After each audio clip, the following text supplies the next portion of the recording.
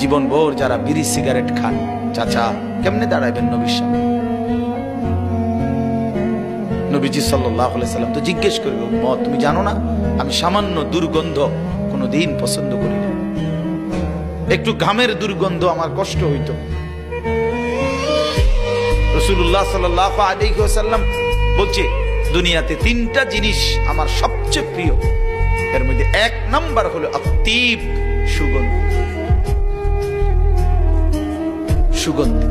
দুই নাম্বার আমার বিবিরা, তিন নাম্বার নামাজ। এক নাম্বার হলো আতর, সুগন্ধ, এক নাম্বার। আহাব্বুল আশিয়া ইলাইয়া সালাসা, এক নাম্বার হলো আতর, সুগন্ধ। সামান্য ঘামের গন্ধ লাগছে একদিন, জুমার নামাজের দিন বয়ান করতেছে, তো রাসূলুল্লাহ সাল্লাল্লাহু আলাইহি সাল্লাম বলছে গুসলুল জুমআতি ওয়াজিবুন আলা কুল্লি মুহতালিম।